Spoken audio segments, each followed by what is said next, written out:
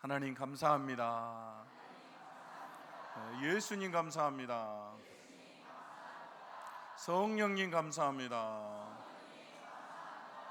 네, 다시 오라는 것 같아요. 옆 사람에게도 감사합니다. 내 옆에 앉아주셔서 감사합니다. 네. 여러분, 우리가 방금 감사의 고백을 한 것처럼 교회는 감사의 공동체입니다. 그래서 우리 기독교를 감사의 종교다라고 합니다. 우리 기독교가 감사의 종교가 될 수밖에 없는 이유는 우리가 하나님께 받은 은혜와 사랑이 너무나 크기 때문입니다. 여러분 아멘이시죠? 하나님은 인자하시고 성실하심으로 우리를 사랑하십니다. 그리고 예수 그리스도를 보내주셨어요. 그분을 믿음으로 우리는 값없이 구원을 받았습니다. 그래서 우리는 그 사랑에 감사할 수밖에 없어요. 뿐만 아니라 하나님 지금도 여전히 살아 역사하시고 우리를 인도하시며 우리 삶에 은혜를 베풀어 주십니다. 그 은혜에 우리가 감사할 수밖에 없는 거예요. 그래서 여러분 지금도 우리는 하나님의 그 사랑과 은혜를 생각할 때마다 감사하는 거예요. 그래서 여러분 기독교는 감사의 종교입니다. 그래서 성경은 온통 감사하라는 말이에요. 그리고 감사가 하나님의 뜻이다, 하나님을 영화롭게 하는 것이다 라고 우리에게 말하고 있습니다. 데살로니가 5장 18절이죠. 범사에 감사하라, 이것이 그리스도 예수 안에서 너희를 향하신 하나님의 뜻이니라. 범사, 모든 것을 감사하라요. 그러므로 사랑하는 성도 여러분, 올해 상반기 6개월을 지내면서 여러분 얼마나 하나님께 감사했습니까? 여러분 감사의 삶을 살았습니까? 우리 자신을 좀 돌아봐야 할 줄로 믿습니다. 여러분 저는 매주 이 강대상에 올라오는 성도들의 그 감사의 제목들을 봐요. 어떤 분들은요 매 주일마다 아직 이루어지지는 않았어요. 그런데 자녀들의 이름으로 또 본인의 이름으로 매주 감사의 예물을 드려요. 매주 감사의 제사를 드리는 거잖아요. 그리고 그분들의 삶을 제가 쭉 지켜보고 있잖아요. 그러면서 깨닫는 것은 뭐냐면요, 느리고 더딘 것 같아도 그 감사의 고백처럼, 그 믿음의 고백처럼 하나님이 이루어 가신다라는 거예요. 제가 그것을 봐요. 하나님이 그렇게 이루어 주시는 걸 보고 있어요. 왜냐하면 여러분 감사가 하나님의 뜻이고 감사로 제사를 드리는 자가 하나님을 영화롭게 한다라고 말씀하고 있기 때문에 하나님 자신을 영화롭게 하는데 그럼 당연히 하나님께서 그 기도에 응답해 주시죠. 그래서 여러분 감사로 제사 드리는 게 얼마나 여러분 우리 주님이 기뻐하시는지 우리가 알아야 돼요. 그래서 여러분 바라기는 이 맥주 감사 주일을 우리가 보내면서 그냥 넘어가지 말고 반년을 하나님의 사랑과 은혜로 우리가 여기까지 왔잖아요. 그렇기 때문에 할 수만 있다면 여러분 감사의 제목들을 꼭 기록해보고 적어보면서 그 감사의 분량을 따라서 하나님께 감사의 예물을 드리면서 여러분 주님께 감사합니다 라고 고백하는 저 여러분이 되어야 할 줄로 믿습니다. 이것이 진정한 맥주 감사주의를 보내는 그런 의미죠. 특별히 여러분 우리는 매일 감사해야 돼요. 그런데 하도 우리가 감사를 안 하니까 하나님 1년에 2번만큼이라도 네가 정말 잊어버리지 말고 감사해라. 그래서 우리에게 1년에 2번, 최소한 2번은 감사라고 절기를 주셨어요. 한 번이 언제입니까? 지금 맥주 감사주일이고 또 한 번은 언제입니까? 추수 감사주일. 예. 하도 우리가 잊어버리니까 1년에 2번은 잊어버리지 말고 감사해라 하는 것입니다. 그래서 여러분 우리가 감사해야 할 줄로 믿습니다. 자, 여러분 우리가 리딩 지저스 성경 읽기표에 따라서 성경을 읽고 있는데 이번 주와 다음 주는 이사야서를 읽습니다. 어디를 읽는다고요? 예, 이사야서. 여러분 이사야서를 읽는다는 것은 이제 우리가 선지서를 읽는다고 말이에요. 선지서는 대선지서와 소선지서로 나누는데 왜 이렇게 나누었냐? 분량의 차이입니다. 성경의 분량이 많으면 대선지서, 적으면 소선지서 이렇게 됩니다. 우리가 선지서를 다 읽고 나면 신약 성경으로 넘어가죠. 그렇기 때문에 이제 우리가 절반 이상을 읽어왔어요. 그러므로 여러분 끝까지 포기하지 마시고 꼭 올해도 일독할 수 있기를 바랍니다. 그리고 읽다가 여러분 궁금한 거 있으면 꼭 물어보세요. 목사님들에게. 목사님 저 이게 이해가 안 돼요. 특별히 여러분 선지서는 물어봐야 됩니다. 선지서에 우리가 이해하기 어려운 부분들, 난해한 부분들이 상당히 있습니다. 그렇기 때문에 여러분 꼭 물어보시길 바라요. 작년에는 제가 보니까 여기까지 오는 동안에도 많이들 물어보셨는데 올해는 안 물어봐요. 작년 일독하면서 성경을 다 통달해버린 것 같아요. 그래서 여러분 혹시 성경 다 알았으면 저도 좀 알려주세요. 저도 좀 배우게. 아니면 부끄러워서 못 물어보나 봐요. 여러분 부끄러워 마시고, 여러분 모르는 건 괜찮아요. 여러분 물어보는 게 부끄러운 거 아닙니다. 믿음 없는 것도 아니에요. 교회에서 물어본다고 막 믿음 없다고 생각하는 분이 있을 수 있지만 여러분 전혀 그렇지 않습니다. 여러분 그것은 믿음과 상관없어요. 오히려 믿음이 더 좋은 거예요. 우리 알아야 믿음이 성장하고 자라잖아요.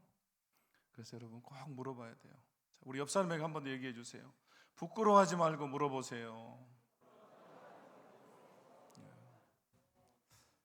자, 오늘은 이사야 30장 18절에서 21절을 말씀 통해서 은혜로 여기까지 왔습니다 라는 제목으로 하나님 말씀 증거하겠습니다. 우리가 한 해의 절반을 보내면서 감사의 절기인 이 맥주 감사절에 우리 하나님이 어떤 하나님인지 다시 한번 생각해보고 그 은혜에 감사하는 우리 모두가 될 수 있기를 바랍니다. 자, 첫 번째 우리 함께 읽겠습니다. 시작.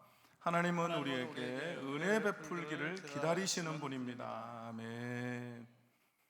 여러분 우리는 신앙생활 하면서 늘 우리가 하나님을 기다린다고 생각해요. 왜 그러냐면 기도의 응답을 기다리잖아요. 하나님이 내 문제를 해결해 주시기를 기다리고, 환경이 바뀌기를 기다리고, 고난이 끝나기를 기다리고, 내 병이 낫기를 기다리고, 주님이 은혜 주시기만을 기다려요. 그래서 그래요. 그래서 때로는 하나님 언제 내 기도에 응답해 주십니까? 왜 하나님 아직도 안 들어주십니까? 하면서 조급해할 때가 있죠. 그런데 오늘 우리가 읽은 이 본문 18절에서 여러분 뭐라고 말합니까? 우리 생각을 완전히 뒤집어 놓습니다. 함께 읽어보겠습니다. 18절 말씀 시작. 그러나 여호와께서 기다리시나니 이는 너희에게 은혜를 베풀려 하심이요 일어나시리니 이는 너희를 긍휼히 여기려 하심이라. 대저 여호와는 정의의 하나님이시라. 그를 기다리는 자마다 복이 있도다. 아멘. 여러분 지금 누가 기다린다고 말씀합니까? 여호와께서, 하나님께서 기다리신다라고 말하죠.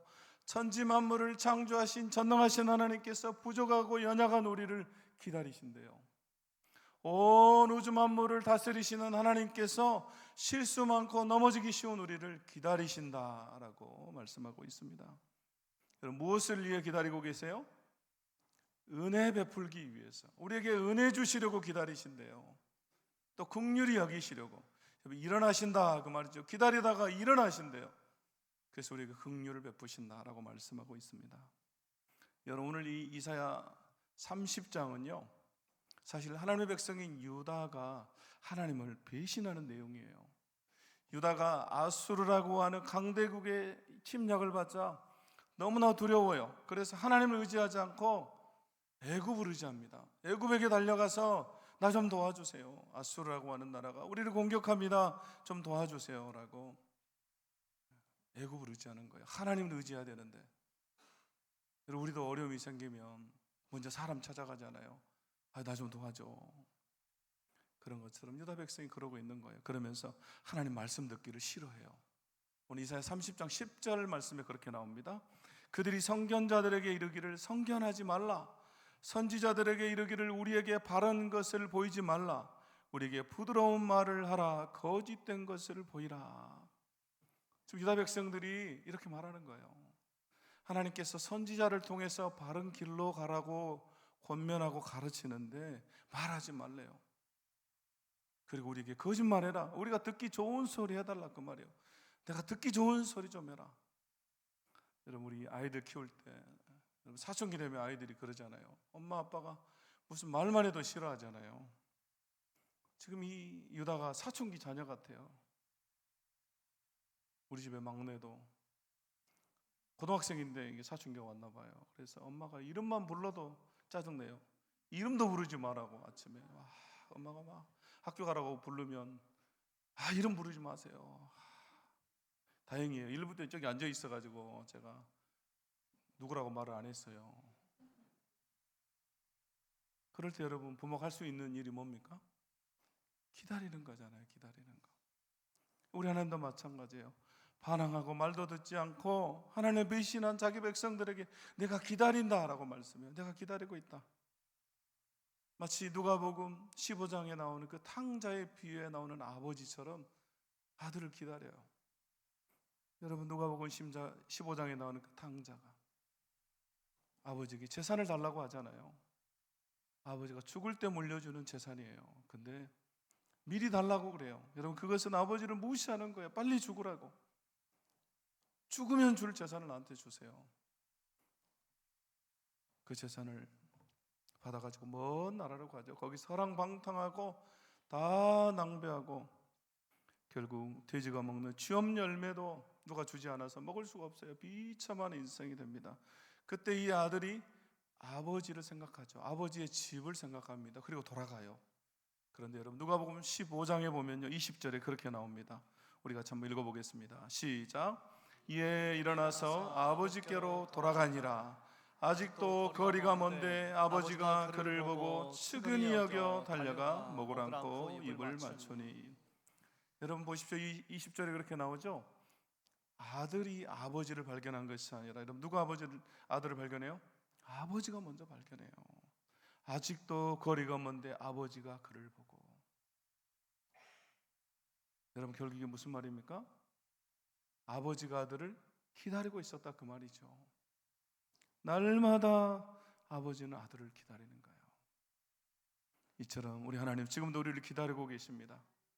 그리고 우리가 돌아오기만 하면, 우리가 주님께 돌아오기만 하면 은혜를 베풀어 주세요. 긍휼히 여겨 주십니다.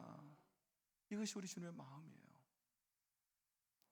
필립 얀시가 쓴 The Scandal of Forgiveness라고 하는 여러분 용서의 스캔들이라고 하는 책이 있습니다.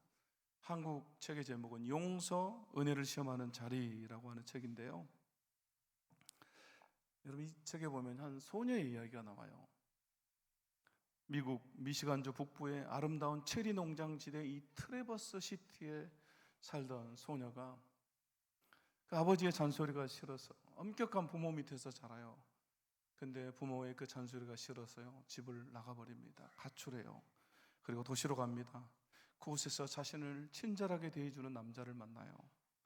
그 남자가 자신을 사랑한다고 생각했어요. 그런데 그 남자는 소녀들을 깨어가지고 매춘의 길로 인도하는 매춘부로 부려먹는 포주였어요. 포주.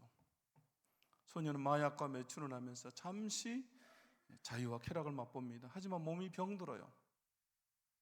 몸을 팔고 마약을 하면서 몸이 병들자 더 이상 돈벌이를 할 수 없어요. 그러자 그 포주가 이 소녀를 버려버려요. 길거리에다 내쫓습니다. 돈이 떨어지고 몸은 병들고 바닥에 웅크리고 신문지를 덮고 떨면서 밤을 지새웁니다. 그때 문득 아버지가 생각나요. 고향이 그리워집니다. 하나님 제가 어쩌다 집을 나왔을까요? 혼자 중얼거리다가 집에 전화해요. 집에 전화를 하는데 신호음이 울리고 아무도 받질 않아요.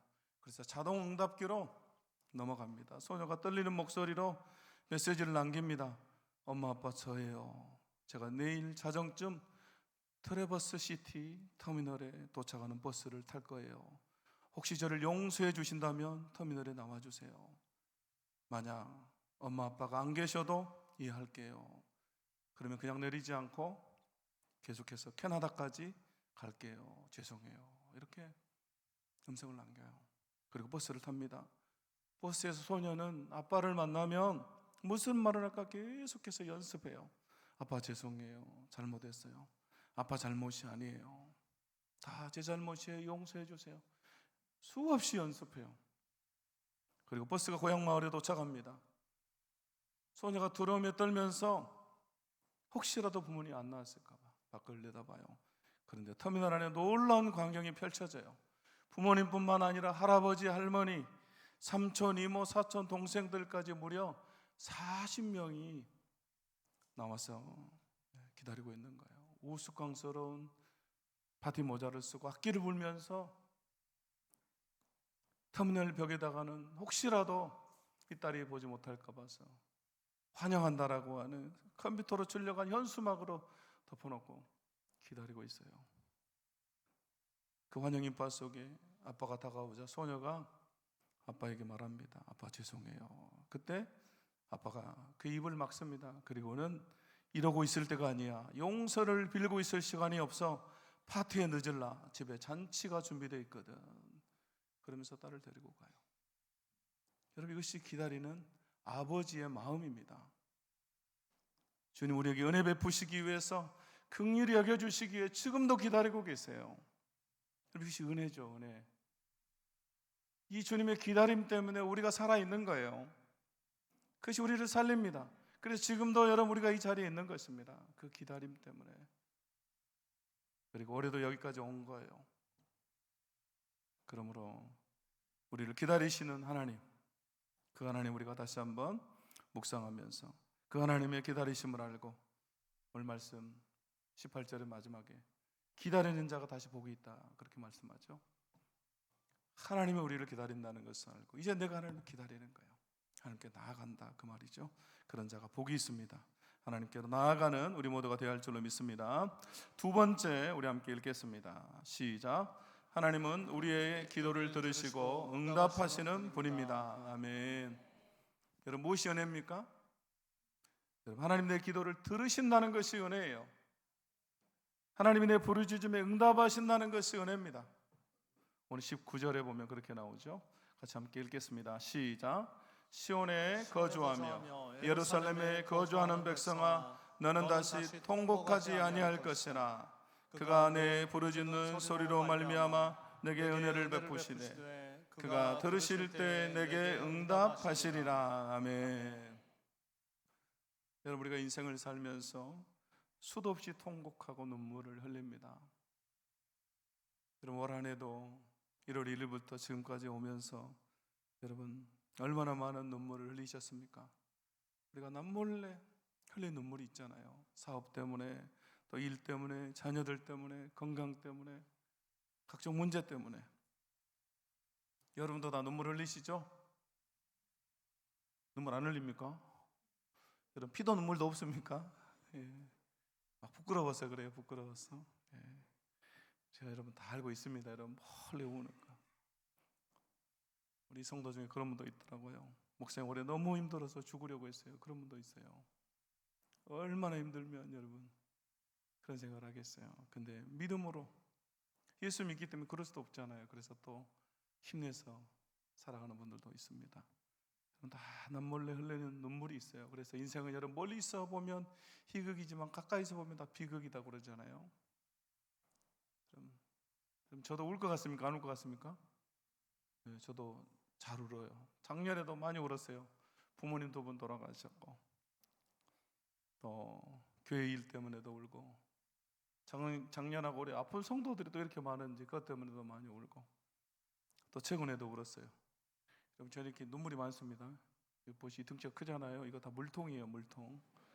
여러분 다 이거 물로 채워져 있잖아요. 다 물이에요. 그래서 저는 잘 웁니다. 사실 그래서 제가 이 드라마 같은 거 잘 못 봐요. 영화도 잘 못 보고. 왜냐하면 슬픈 데 나오면 울어버려요. 지난번에도 우리 막내 아들하고 영화 보러 갔다가 둘이 울더라고요. 남들은 안 울어요. 근데 우리 저거 울면 이렇게 훌쩍을 하면서 보니까 우리 아들도 울고 있어요. 근데 남들은 아무도 안 울어요. 어제 새벽에도 온 가족 특별 새벽 기도회 때 제가 말씀드렸는데 우리 둘째가 저위 쪽에서 재수하고 있는데 공부가 마음대로 안 돼요. 자기 생각대로 안 되니까 너무 힘들어서 지난 주말에 갑자기 집에 왔어요. 오면서 엄마랑 통하고 와서 엄마가 해준 밥도 먹고 좀 쉬려고 왔다가 주일 오후 예배 끝나고 다시 가는데 차 타고 가는데요. 딸 보내면서 막 엄마가 울더라고요. 그래서 보면서 저도 같이 울었어요. 터미널에서. 아이고 또 눈물 날라고 그래요. 사실 저희 어머님이 이렇게 눈물이 많으셨어요. 저희 어머님이 그 명절 같은 때나 이렇게 휴가 때 자식들 왔다 가면요 가는 모습 보고 꼭 울었어요. 이렇게 고개 돌려가지고 울더라고요. 제가 딸 보내면서 그 생각이 들었어요. 우리 어머님 생각나면서 그래서 막 울었습니다. 오늘 유다 백성도 눈물을 흘리는 거예요. 오늘 말씀에 통곡하다라는 말이 나오잖아요. 울다라는 말인데 적당히 우는 게 아니에요. 사람이 죽었을 때 우는 울음이에요. 부모님이 돌아가셨을 때, 내 사랑하는 사람이 죽었을 때 여러분 얼마나 통곡하면서 옵니까? 이스라엘 백성들이 그렇게 통곡하는 거예요. 앞에서 말씀드린 것처럼 아수르라고 하는 초강대국이 지금 유다를 공격해 왔습니다. 이미 북이스라엘, 형제 나라인 북이스라엘은 이미 멸망해 버렸어요. 아수르에 의해서. 그리고 자기들도 풍전등화와 같아요. 전쟁을 앞두고 있는 거죠. 우리나라도 휴전국이잖아요. 여러분 전쟁은 안 돼요. 우크라이나나 여러분 이란 전쟁하는 거 보세요. 다 같이 망해요. 우리 교회에서 파송한 백성주 선교사님 레바논에 있잖아요. 근데 이런 레바논 이스라엘이 계속 공격해버려요. 쉴 새 없이. 그래서 이번 주에 기도 편지를 보냈더라고요. 목사님 기도해 주셔서 감사합니다. 근데 도저히 가족이 있을 수가 없어서 이제 터키로 아마 사역지로 옮겨야 될 것 같습니다. 기도하고 있습니다. 기도해 달라고 연락이 왔어요. 여러분 저 같으면 하루도 못 버틸 것 같아요. 근데 1년을 버티고 있어요. 제가 보면서 대단하다 싶어요. 전쟁이 있는 곳에서 어떻게 1년을 버팁니까? 지금 유다는요 아수르의 침략 앞에 큰 위기에 봉착했어요. 그래서 통곡하면서 우는 거예요. 그런데 오늘 본문에서 하나님이 뭐라고 말씀하십니까? 너는 다시 통곡하지 아니할 것이라 이렇게 말해요. 너는 통곡하지 않는다. 너는 이제 울지 않는다 이렇게 말해요. 여러분 어떻게 이런 위로가 가능합니까? 누가 이런 위로를 줄 수 있습니까? 여러분 통곡하며 우는 자에게 누가 울지 말라라고 말할 수가 있습니까? 여러분 우리 하나님밖에 없죠. 그래서 오늘 19절 말씀에 하나님이 자기 백성들의 그 부르짖음 통곡을 들으시기 때문이다 라고 우리에게 말씀하고 있어요. 19절 말씀 다시 보여주세요. 19절에 그렇게 나오죠. 그가 내 부르짖는 소리로 말미암아 내게 은혜를 베푸시되 그가 들으실 때 내게 응답하시리라. 내게 들으실 때, 그가 들으실 때 내게 응답하시리라. 여러분 우리 하나님 우리의 기도, 우리의 눈물, 우리의 부르짖음을 들으시는 분입니다. 그리고 응답해 주세요. 여러분 이것이 하나님의 위로예요. 위로. 하나님 내 기도를 들으신다라고 하는 사실이, 내 기도를 들으시고 응답해 주신다. 하나님 내 통곡을 들으시고 눈물을 닦아주신다. 나의 작은 신음에도 그분이 반응하시고 역사하신다라고 하는 이 사실이 여러분 우리에게 큰 위로가 되는 것입니다. 여러분 우리 그리스도인에게 주시는 가장 큰 위로는 하나님 내 기도를 들으신다는 거예요. 그래서 여러분 우리 삶에는 위로가 넘치는 것입니다. 그리고 우리에게 주님이 울지 마라, 통곡하지 말아라. 야 6개월도 힘들었지? 이제 힘을 내라. 내가 네 기도 들어줄게. 그렇게 말씀하십니다. 그러므로 우리 기도를 들으시고 응답하시는 그 하나님 의지해서 여러분 하반기에도 우리가 승리할 줄로 믿습니다. 그리고 여러분 우리가 기도해야 돼요. 기도할 때 주님이 들으시잖아요. 내가 통곡하며 부르짖을 때 그분이 응답해 주세요. 그러므로 여러분 하반기에도 우리가 기도해야 할 줄로 믿습니다. 자, 세 번째 우리 함께 읽겠습니다. 세 번째 시작. 하나님은 앞으로도 우리의 걸음을 인도하시는 분입니다. 아멘. 여러분 무엇이 은혜입니까? 하나님 우리의 걸음을 인도해 주신다라고 하는 것이 여러분 은혜죠. 인도자 되시는 하나님. 여러분 2026년도 1월 1일부터 여기까지 지금까지 그분이 인도해 주셨어요. 에베네셀의 하나님이 있습니다. 내 힘으로 내 능력으로 여기까지 온 게 아니에요. 여러분 믿습니까? 그 하나님이 우리의 남은 삶도 2026년 하반기 6개월도 친히 인도해 주실 것입니다. 그런데 사실 여러분 우리는요 하나님 인도해 주시기 때문에 우리 삶에 고난도 없기를 원하고 문제도 없기를 원하고 고통도 없기를 바라요. 늘 순탄하기만을 바랍니다. 그렇게 되기를 원해요. 그러나 여러분 우리가 예수 믿어도 우리 삶에는 고난이 있고 어려움이 있고 문제가 있습니다. 그래서 오늘 20절 말씀에 보면 그렇게 나오죠. 같이 한번 읽어보겠습니다. 시작. 주께서 너희에게 환난의 떡과 고생의 물을 주시나 내 스승은 다시 숨기지 아니하시리니 내 눈이 내 스승을 볼 것이며. 아멘. 여기 떡과 물이 나오죠. 환난의 떡과 고생의 물. 여러분, 떡은 양식을 말하잖아요. 먹는 음식을 말하죠. 그러므로 이 떡과 물이라고 하는 것은 사람이 살아가는데 가장 필요한 기본적인 양식을 말해요. 그런데 그 떡이 환난의 떡이고 그 물이 고생의 물입니다. 결국 뭡니까? 이 말은 삶 자체가 고난의 자리가 될 수 있다 그 말이죠. 먹고 사는데 어려움이 있고 고생이 있을 수 있다는 거죠. 그런데 여러분, 그 고생과 환난을 통해서 우리는 하나님을 더 만나게 되는 것입니다. 여러분, 우리 하나님은요, 우리 삶에 있는 그 고난을 낭비하지 않으세요. 그것을 통해서 하나님 자신을 더 우리에게 드러내 주시고 우리 삶의 스승이 되셔서 우리에게 인도하시고 가르치시고, 그래서 더 깊이 주님을 만나게 해주세요. 고난을 통해서 자신을 드러내세요. 그래서 여러분, C.S. 루이스가요 이런 말을 했습니다. 하나님은 우리가 즐거워하고 편안한 환경일 때는 속삭이신다. 그러나 우리가 고통당할 때는 크게 외쳐주신다. 고통은 하나님의 확성기이다. 우리에게 주시는 확성기이다.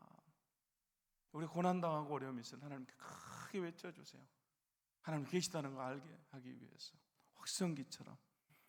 그래서 오늘 20절 중반절 말씀에도 그렇게 나오죠. 내 스승은 다시 숨기지 아니하시리니 내 눈이 내 스승을 볼 것이며. 여러분, 스승은요 하나님을 말해요.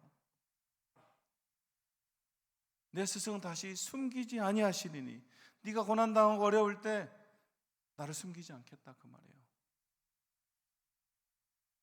그리고 C.S. 루이스의 고백처럼 고통당할 때 크게 외쳐주셔서 자신을 드러내 보여주시겠다 이렇게 말씀하죠. 내 눈이 내 스승을 볼 것이며. 여러분, 고난을 통해서 하나님을 만나는 거예요. 그렇기 때문에 여러분, 우리는 이 말씀 때문에 하반기에도 힘을 낼 수가 있는 것입니다. 여러분, 순탄하면 순탄한 대로, 어려움이 있으면 어려움이 있는 대로 우리가 하나님을 더 깊이 만나잖아요. 그리고 그분이 우리의 스승이 되셔서 우리의 걸음을 한 걸음 한 걸음 인도해 주세요. 21절이 그 말씀이죠. 우리 같이 함께 21절 말씀 읽어보도록 하겠습니다. 21절 시작. 너희가 오른쪽으로 치우치든지 왼쪽으로 치우치든지 내 뒤에서 말소리가 너희 귀에 들려 이르기를 이것이 바른 길이니 너희는 이리로 가라 할 것이며. 아멘. 여러분, 이 장면을 한번 생각해 보세요. 우리 앞에 길이 있습니다.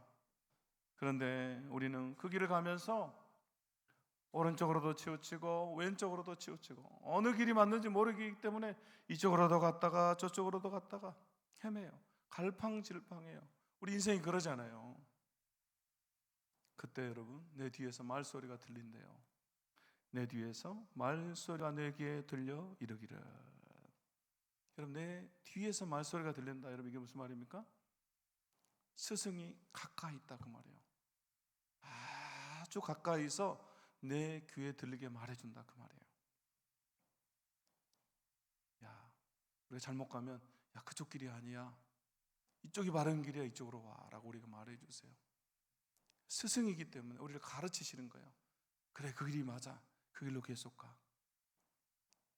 우리가 말씀해 주세요. 그럼 여러분, 우리와 가까이 우리와 함께 하시면서 우리의 길을 가르치시고 인도해 주시는 분이 여러분 누굽니까? 성령 하나님이시죠. 성령님이 하시는 일이에요.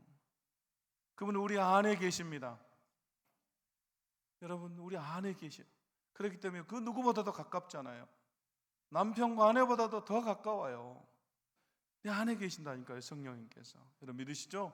그분의 영으로 우리 안에 계세요. 그러면서 우리를 가르쳐 주세요. 그분이 스승이에요.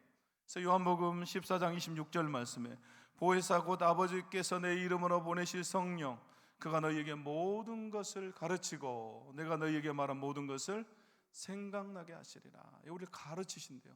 스승이다 그 말이죠. 성령이 우리의 스승 되셔서 우리를 가르치시고 인도해 주세요. 생각나게 해주십니다.